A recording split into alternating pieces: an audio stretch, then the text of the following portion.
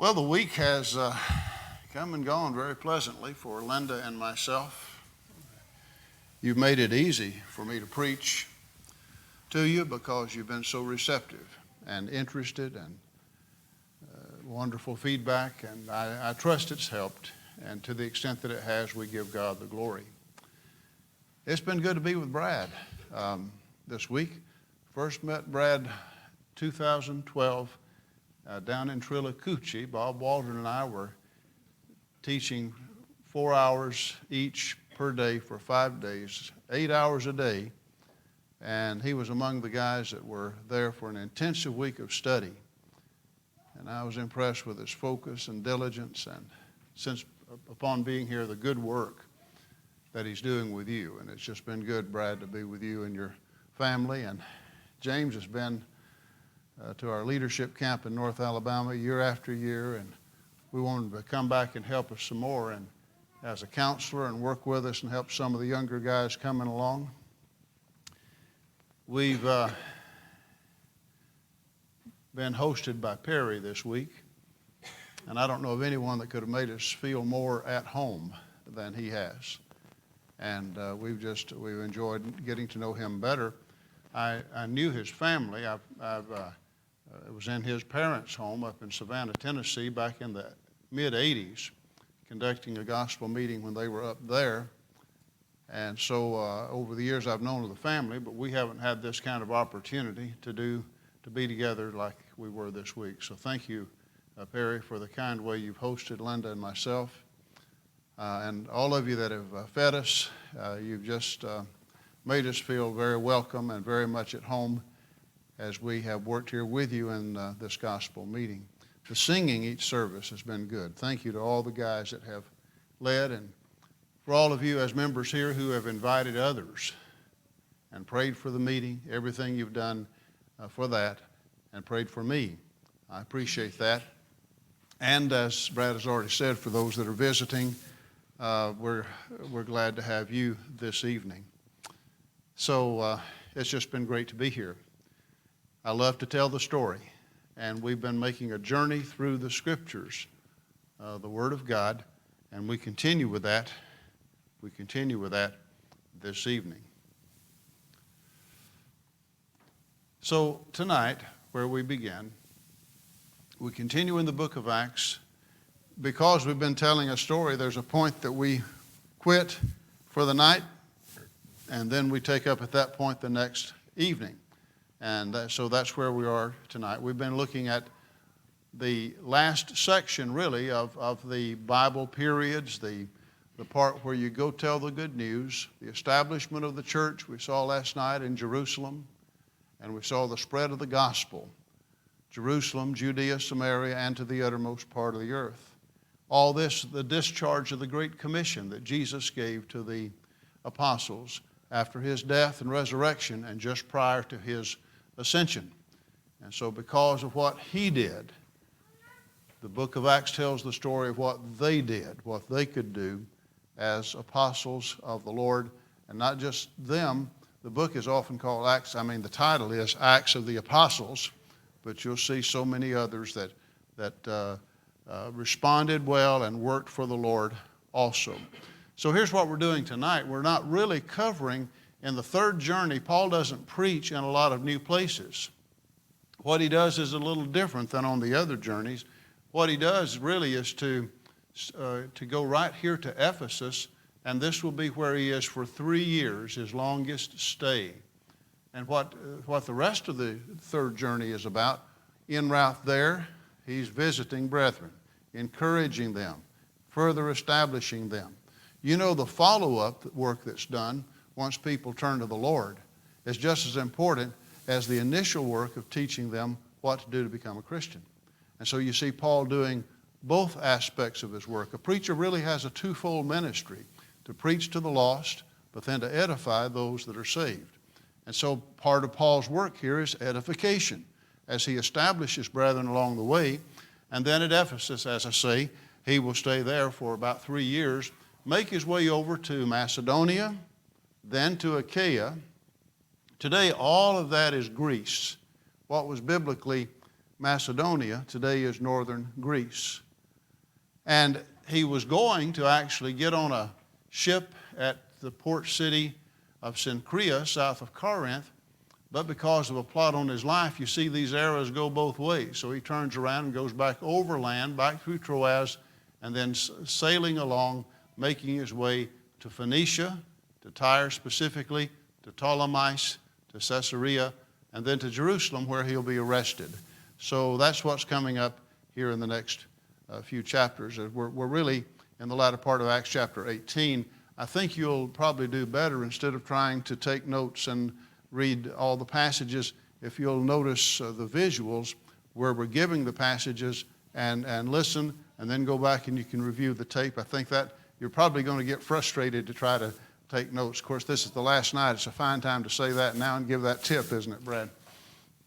Okay, so here we go. We've seen all these places as we make our way journeying across Galatia, the Cilician Pass, that separates Syria from Galatia. And so we talked about that, and making his way all the way to Ephesus. That's a strange thing in terms of how we look at it sometimes. If there's something we want to do now and we pray about that and it doesn't work out, we think, well, God's answer to that was no. And sometimes that's right. But see, in Acts 16, Paul wanted to preach. The text says the Spirit of the Lord did not suffer him. I'm going back. But in Acts 16, to preach in Asia, Bithynia, or Mysia.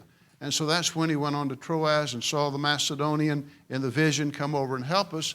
So that was journey number 2.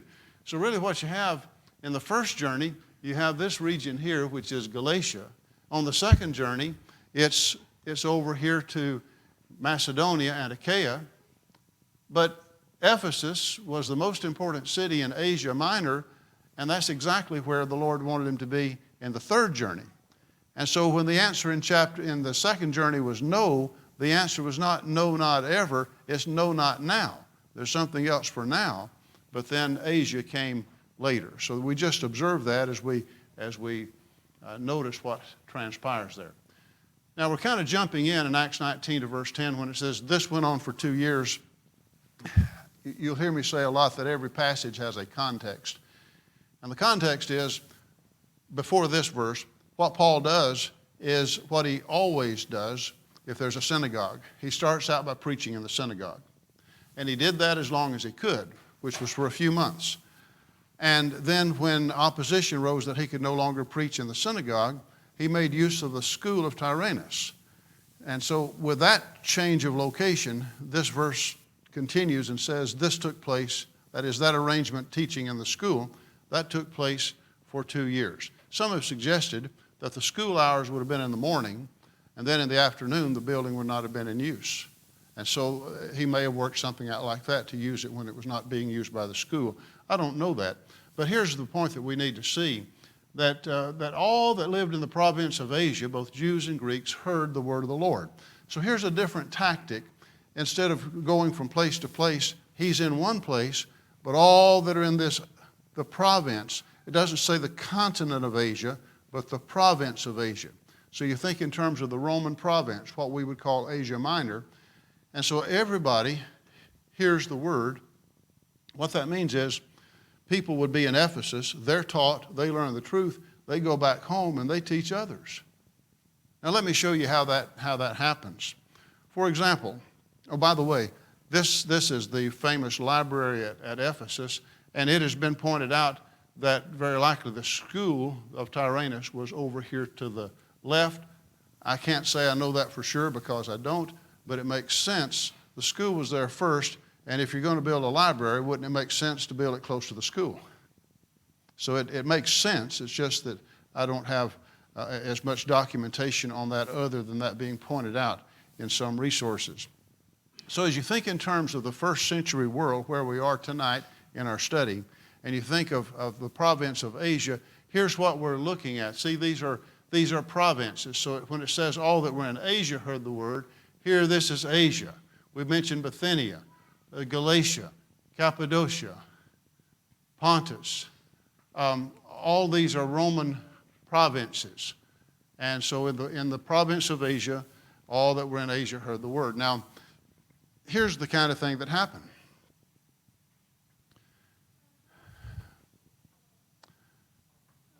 Paul would teach people, such as Epaphras learns the truth from the Apostle Paul. He's a Colossian, and so he takes the gospel back home, and others are taught the truth there. And so thus you have Paul writing to the church at Colossae, though he's never been there before. But he taught the one who taught them. And really at Colossae, there's a tri-cities kind of situation here. There's Colossae, and you recognize Laodicea. And then here, a little bit covered up, but this is Hierapolis. All these are mentioned in the book of Colossians. For example, here in Colossians 4 and verse 13, Paul makes reference to Epaphras, who is a Colossian, who taught them the gospel after Paul taught him in Ephesus. So he's here, and he makes reference. This is how you learn the truth of the gospel. But he talks about how much this man cares for them. He says, I testify for him that he, Epaphras, has a deep concern for you. Paul's writing the Colossians, you see. But he says, and for those who are in Laodicea and Hierapolis. Well, that doesn't mean he doesn't care about brethren anywhere else. But these brethren are close together. In other words, what we have here are three congregations in close proximity in the province of Asia. And this is the kind of thing that's growing out of Paul's work at Ephesus, you see, in Acts chapter 19 and verse 10. That's what it means. So, by the way, while we're here, we do want to show you visually what we're looking at. We are standing on the ruins of Laodicea. Laodicea is a big tell. You know it was a wealthy city. It was also a very large city. It takes you a long time to walk over the grounds of Laodicea. In the distance, you see the white-looking spot right in the top middle, and that's an easy way to identify where Hierapolis is. And this is caused by the thermal springs that course down and follow the contour of the hill, and as evaporation takes place, it turns into limestone carbonate, and so you have those white-looking formations. But it's 6 miles from here, right across the Lycus River Valley. But see, isn't this a comforting thing? That if you were a member of the Lord's church at Laodicea, you could just look right across the valley, and you could see Hierapolis, and you'd know you had brethren over there. To me, that would be pretty special to recognize that. That's the grouping in Colossians 4, where Epaphras has a deep concern for all of you brethren. And here we are at Hierapolis. You've heard me say more than once, any city, Roman city of significance, has its theater. This is the theater at Hierapolis. By the way, Laodicea had 2 theaters like this, except they were larger. And while I was there at Hierapolis, I don't know this camel, I don't know what's going on in its mind, but it just looked to me like a happy camel. So a lot of times they don't look too happy. They look sullen and nasty. But this guy looked just really friendly, or this girl, I didn't really check that out. But anyway, that's at Hierapolis. And even in the background, do you have trained eyes? You can see some of the white hillside there in the background that I was just mentioning to you. So you're at Hierapolis. That's my happy camel. But we move a little bit to the south and east of Hierapolis, and we are at Colossae. Now, you see a difference. I just showed you Ephesus earlier, the library and the school, and there's just all manner of stuff that's been unearthed at Ephesus. I said that's the most important city in Asia Minor. It was also at the time the 4th largest city in the world, in the Roman world. So a lot's been done at Ephesus. Colossae's been identified, and the tell is well defined, but it's not been excavated yet. I've heard that there is the red tape being done, and it's in process of being done, but that's not been the case as of yet. So I'm not trying to belabor the point, but I'm just saying here's the kind of thing, for you to have an understanding of the third journey, you need to see this is what's going on. That because of Paul's work in Ephesus, churches are being formed at Colossae, at Hierapolis, at Laodicea. By the way, you think of Laodicea being lukewarm. Well, that's later. Laodicea wasn't always lukewarm. There's a warning there. When Laodicea is mentioned in Colossians 4, it's just mentioned right alongside other faithful congregations. That's the context there. So, again, his work in Asia. Now, we go back to Ephesus now, and we come to a couple of places that are specifically mentioned in the Bible. You remember that it mentions a man named Demetrius the silversmith, and how that he got together his fellow craftsmen and said, Paul, if he keeps preaching, is going to put us out of business. Everybody comes here to see one of the 7 wonders of the ancient world, the temple of the goddess Artemis, Diana of the Ephesians. And so we make our living by making the little shrines and replicas of the temple and of the goddess Artemis. And Paul is saying that there are no gods such as these. And he got all of them together. And well, this is where they would have been. This is the commercial agora where people like Demetrius and the other craftsmen would have had their shops. And what he was talking about is that there at Ephesus was the temple of the goddess Artemis. And this, of course, is an artist's reconstruction. But when you go to where the site was, it's actually very well defined in terms of the foundational structure. It's still there. And there's one lone column there. And I've been to this site 3 different times. And every time I've been there, I start to say that stork has been there. It's either that stork or a stork. And I've wondered, is this the same stork I've seen before? But it's kind of sad looking in terms of thinking of lost souls. People came here, they'd travel for miles, they'd come here, they'd worship. And of course, Diana was one of the fertility goddesses that was worshiped in the most kind of perverse, immoral ways, as would be true of all the fertility cults.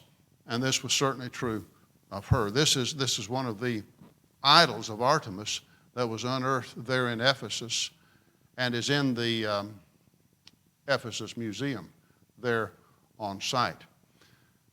So what happened, taking up with Demetrius and the silversmiths and the concern he expressed, and so it's kind of like the Western where somebody comes in there and we got to do something, and they start drinking and they start shouting, and then there's mob action. And that's kind of what happens here. They all pour out into this theater. Now, the theater would hold 25,500 people, and it says that they filled the theater. And that for the space of 2 hours, this area rang out with the words, "Great is Diana of the Ephesians," just over and over and over again for 2 hours, till finally the town clerk quieted them and said, "This is really an illegal assembly. We could get in trouble. We could be accused of a riot. And if you have something against these men, the courts are open, but this is not the right way to go about it." And so he kind of moderated, but it was a very tense situation. And it was immediately after this that the text relates that Paul left to go on into Macedonia. But a tremendous amount of good here was done at Paul's work in Ephesus. Let me show you what you're seeing here. Besides the theater, we're at the top of the theater. You can see a little bit of blue in the distance. That's water. And what used to be the case, if you really have trained eyes, in the far distance you can see the Aegean Sea. But this is the harbor street, and what's filled in that's all flat right in there, but it's silted in, that's the Castor River. That was the inlet into the Aegean Sea. So that's where the harbor was in New Testament times. And so, again, continuing with the text, Acts 20 will tell us, as we just mentioned, that when that uproar ceased there at the theater, that Paul said goodbye to those dear disciples. He'd been there now for 3 years with them. They were very dear to him, and departed to go to Macedonia. Now, when you see that word Macedonia, boys and girls, when you see that word Macedonia, you don't just see Macedonia. You think Philippi, Thessalonica, and Berea, right? Correct? Because those are the churches of Macedonia. It just says Macedonia, but we know from earlier text in Acts that's what it's talking about. And he came to Greece. After that visit, he went south. And Greece is where Corinth was and is. And so he was there for 3 months. He stayed the winter there. And this is when, as I mentioned earlier, when we were just kind of giving an overview of that initial map of the third journey, the Jews plotted against him as he was about to sail to Syria. So from Corinth, he would have used the seaport at Cenchrea, but because of the plot, he returns overland through Macedonia. So he's retracing his steps there.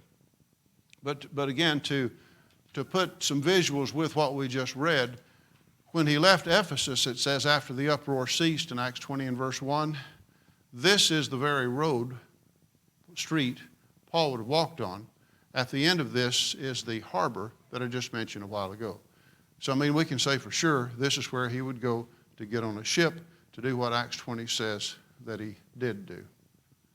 And so that's walking in the steps of Paul very literally.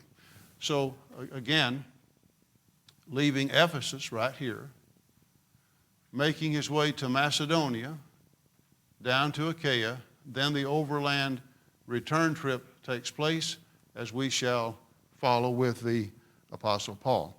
And so as they're returning then, this is the case where other passages come into play. Are you familiar with 1 Corinthians 16, 2 Corinthians 8 and 9, also the latter part of Romans 15, and all those passages where Paul says, now concerning the collection for the needy saints. And he talks about what the churches of Galatia are doing, what the churches of Macedonia are doing.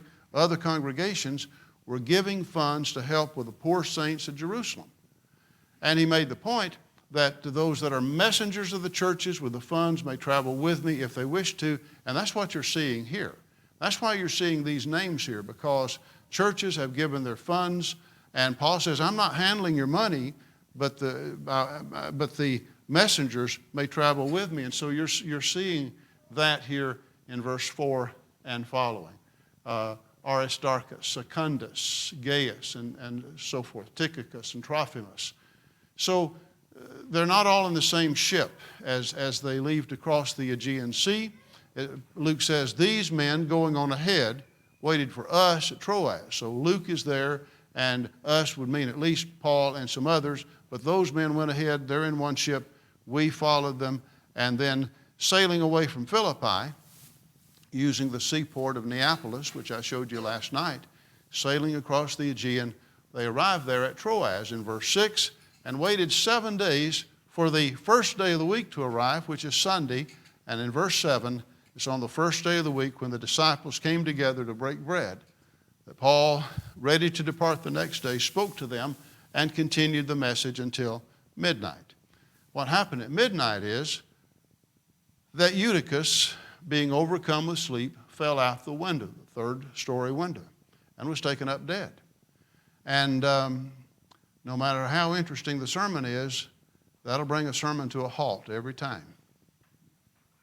And so he just had to stop, and he raised Eutychus from the dead. But then, see, sometimes people say he preached till midnight. Well, the text continues and says that after Eutychus was raised from the dead, taken up alive, then it says that he continued his discourse until break of day.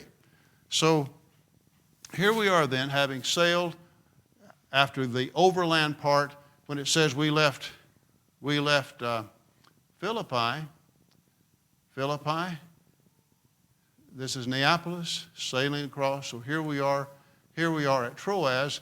This is the harbor that the ship came into at Troas. It's silted in, but it's still very well defined. And all along here, I've walked around this and along the coast, there's all kinds of columns and remains that are just lying there. Very interesting. But again, this is Troas where the harbor was. And up the Acropolis just a bit, this, by the way, is a pagan temple. Everywhere you go in Bible lands, you'd see pagan temples. And so people at Troas had to be different from the world as they were called out of this. But again, Paul met with brethren here. They took the Lord's Supper here. And it's a very, very significant time for us to contemplate that. What happens next, though, after the next morning we just left off, is that everybody else sails on from Troas to Assos. But it tells us that Paul was not with them. He said he's going to meet them at Assos because he intended himself to go by land. That word by land, literally, and some translations will bear this out, means by foot. You go by land, but you're walking, is the idea. Now, it doesn't tell us why, but I will tell you, he's been up all night. He's preached all night. Energy has poured out of him all night, not to mention all the other things he had done before that night. And now, instead of resting, instead of sleeping on the boat somewhere, he sends them on ahead, and he's by himself. As the crow flies, it's about 20 miles or so, but you can't go there like the crow flies. You know, you have to follow the road. It was a long walk. But the Spirit had been testifying to Paul in every city that when he got to Jerusalem, bonds and chains were awaiting him. He's on his way to Jerusalem. This would be one of his last opportunities from his standpoint, who knew how long, to have some fresh air, to have freedom, to be able to walk by himself. And so he did that. And so he was by himself for that time and would join them at Assos. And so here we are, again, the distance, the ship going from Troas, sailing around and meeting them here at Assos. And so Paul walks the distance from here to here. And here we are at Assos. You can see the Mediterranean Sea, and we're on the Acropolis, and you can tell that what this is the remains of a temple. It's a pagan temple, and this was to the goddess Athena. Athena wasn't just worshipped in Athens at the Parthenon. Athena had temples in lots of places. She was a very popular goddess. And this was built here on purpose in such a prominent position that ships from a great distance, from miles and miles away, they could see that as a landmark. They could see this temple, which of course would have been in operation in the days that Paul was here. So we're at the Acropolis, but down right from there is where the harbor was. So Paul got on a ship there and continued to sail. Luke continues and says, when he met us at Assos, we took him on board and came to Mytilene. Now, as I note here on our chart, on our slide, Mytilene is located on the island of Lesbos, and the framing of this photo is such, we're standing on the ruins of the temple, we're looking across to the island of Lesbos. You can't see Mytilene because it's a little bit kind of on the back side from there.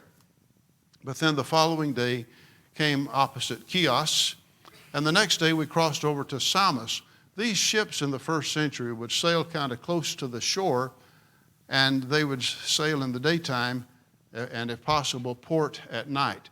And so that's why you see this. It's like, well, what is he doing? Is he preaching there? And the answer is no, that they would come to the harbor, they'd stay there, and then continue to sail. That's why it'll say the following day and so forth. So the next day we crossed over to Samos, and the day following we came to Miletus. Had the opportunity a few years ago to spend an afternoon at Samos, and again, it's just a stopping point. There's no preaching that is recorded there.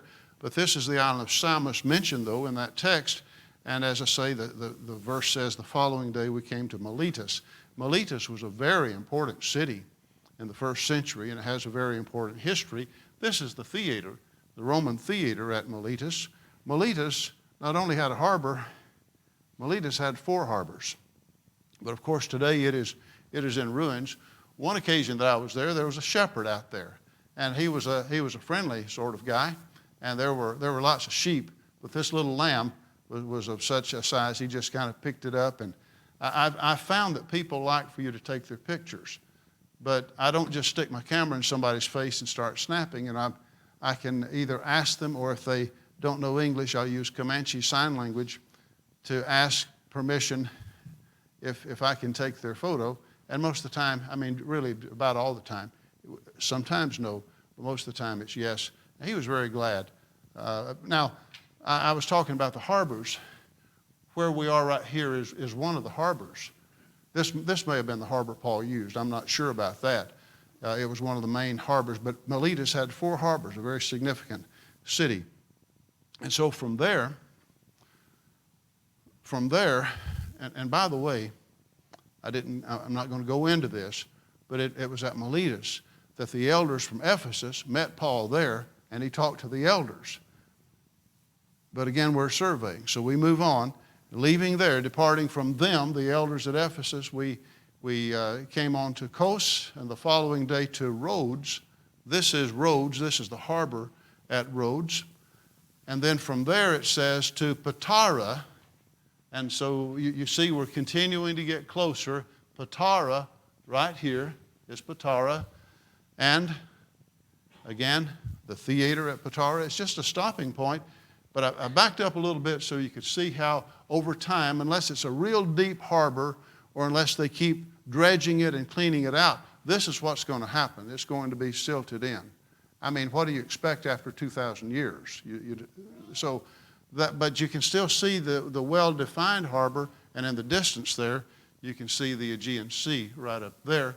But this is the harbor where Paul would have gone to for this stop that is mentioned, and here again is right at the edge of the Aegean Sea.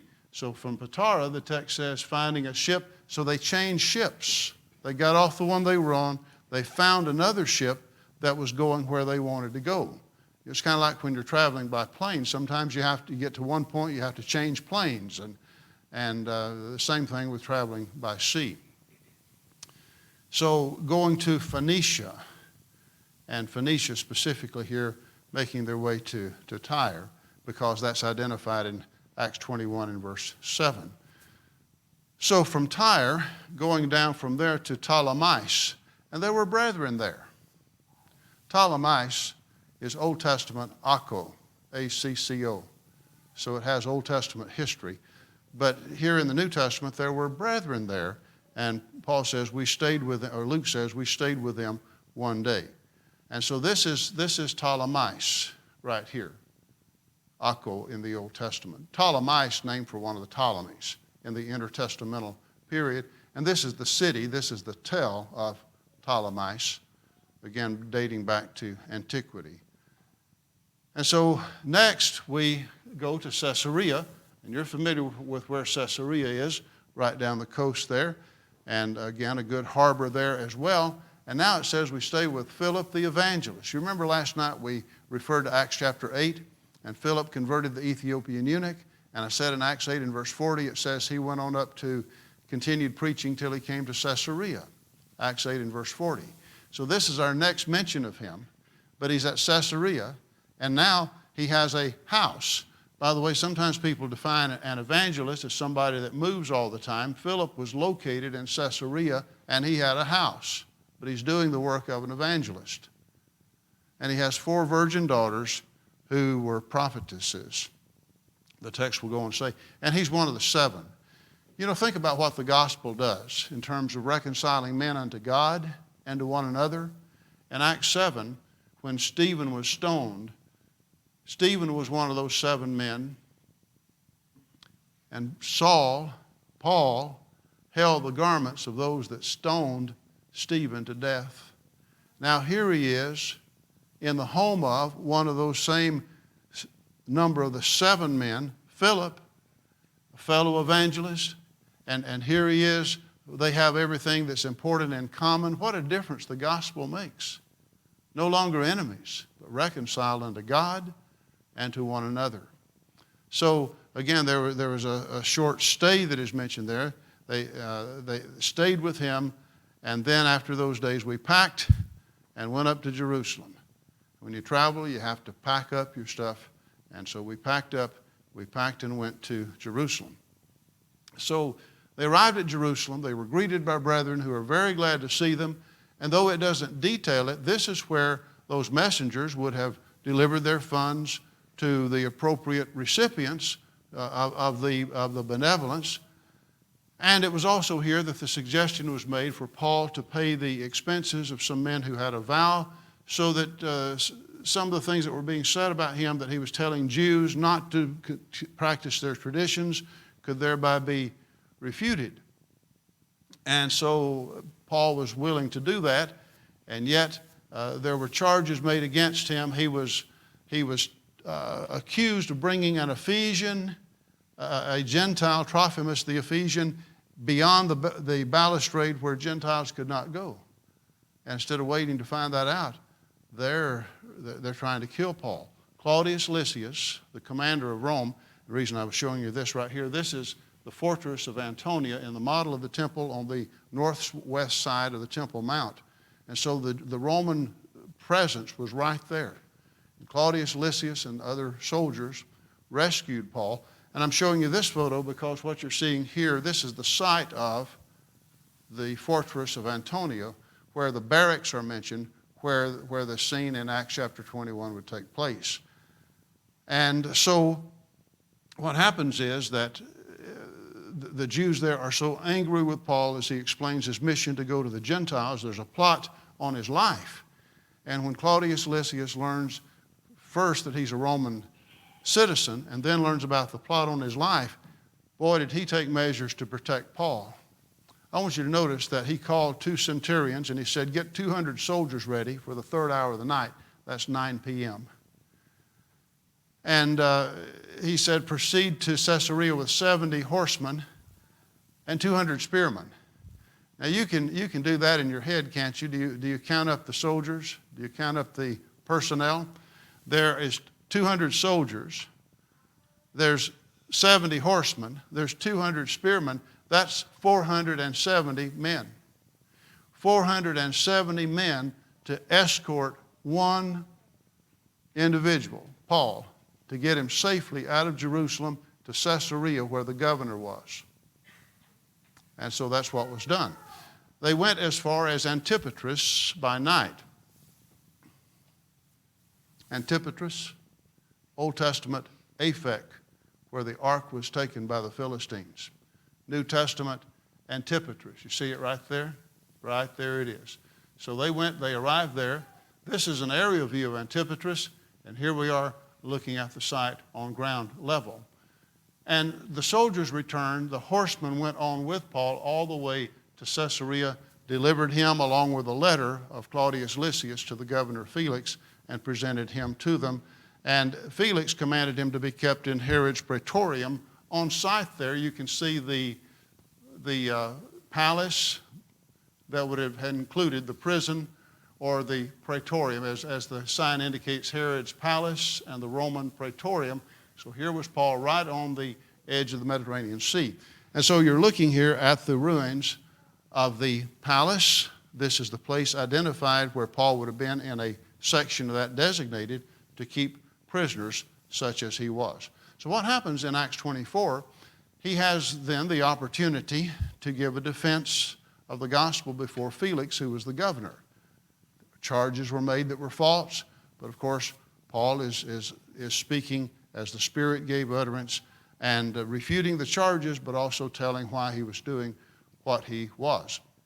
Well, Felix trembled when he heard Paul preach about righteousness and temperance and the judgment to come, but he procrastinated. Go thy way for this time. When I have a convenient season, I will call for you, Acts 24 and verse 25. And as the chapter concludes, it tells us that he went out of office at the end of 2 years. Now you think about that. Paul's been in prison for 2 years, right there at Caesarea. And so there's a new governor, and his name is Festus, and that's Acts 25. Well, the Jews thought, well, with a new governor, we're going to really get at Paul now. And they put pressure on him to let Paul come to Jerusalem. And Paul knew what they would do if they got him in Jerusalem, because he had already seen their motives. And so, but this man's a politician. So he says, would you be willing to go to Jerusalem and be judged by them there?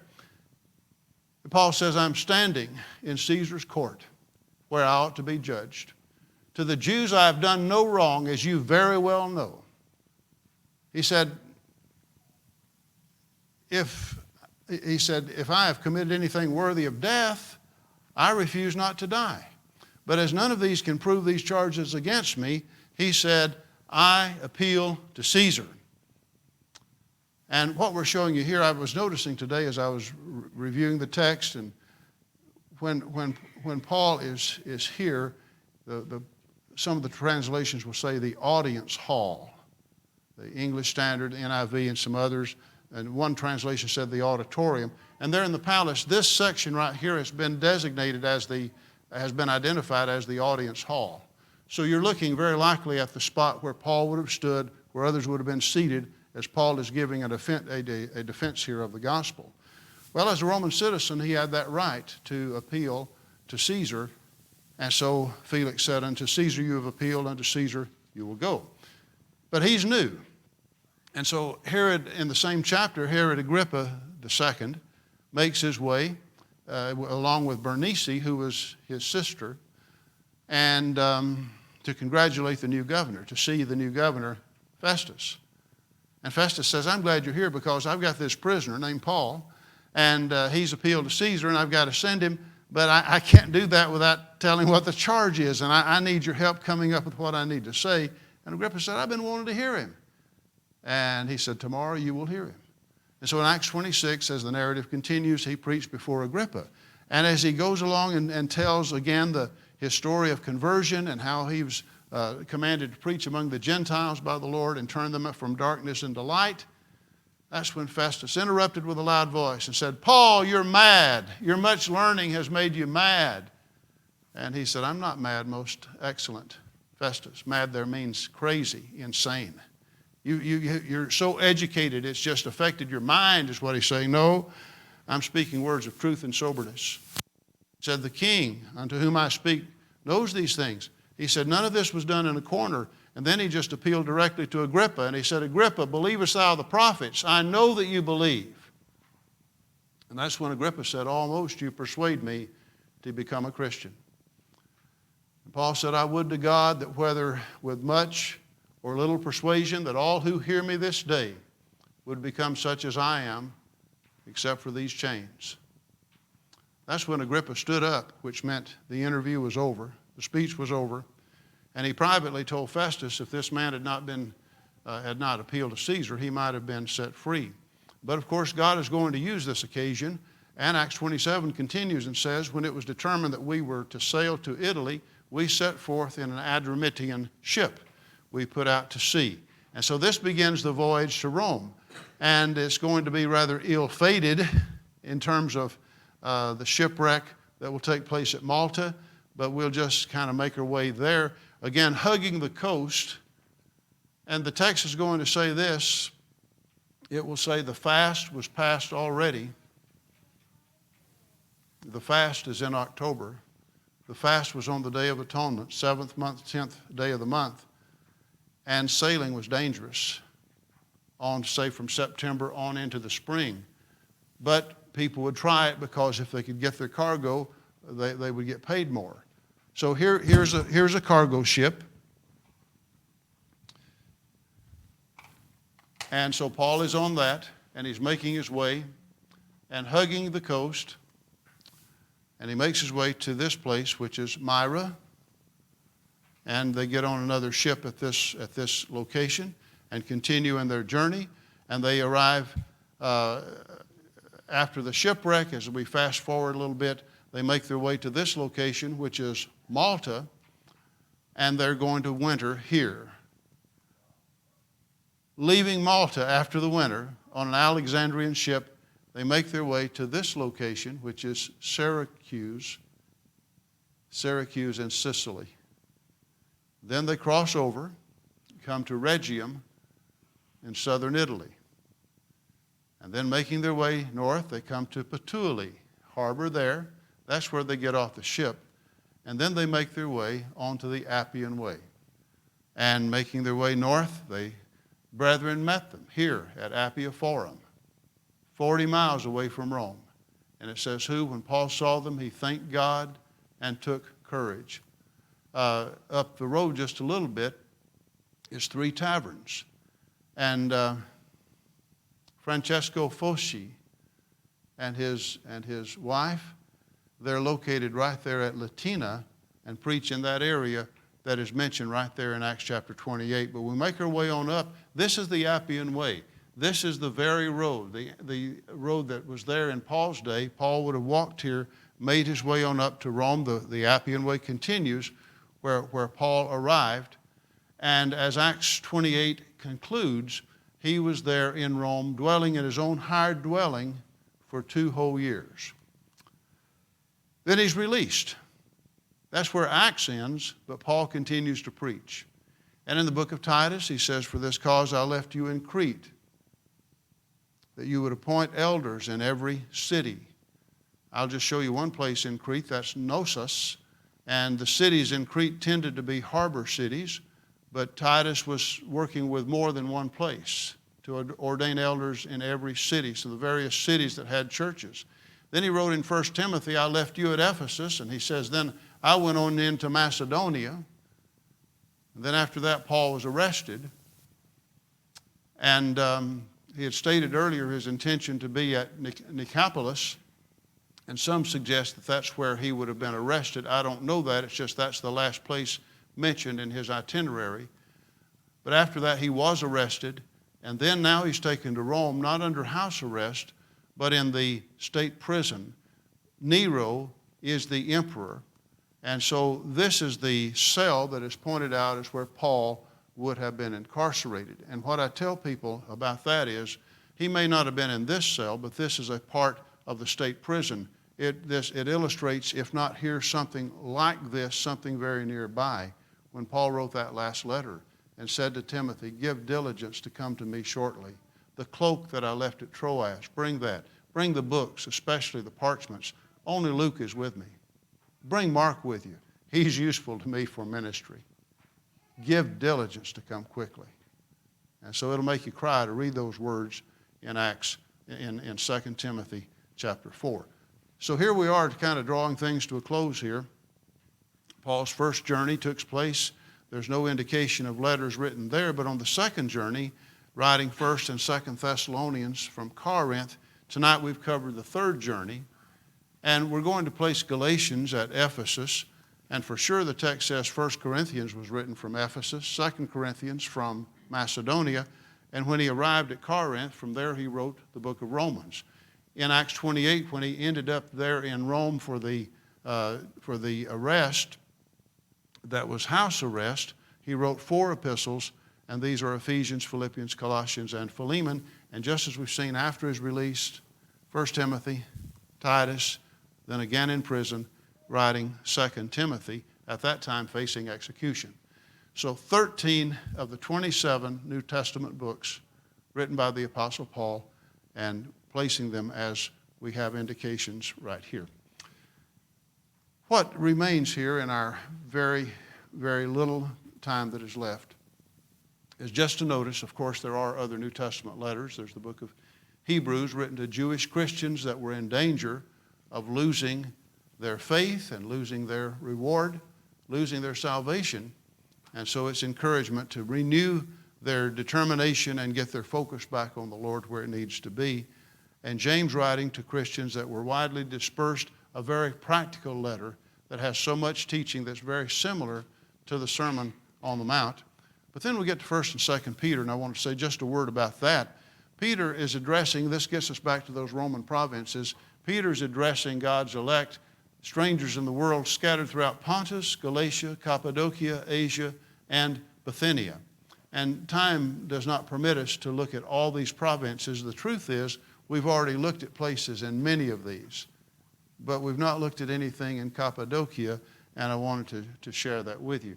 Had the opportunity some years ago to go there, and the landscape is unlike anything you've ever seen. But I need to tell you just a brief little story.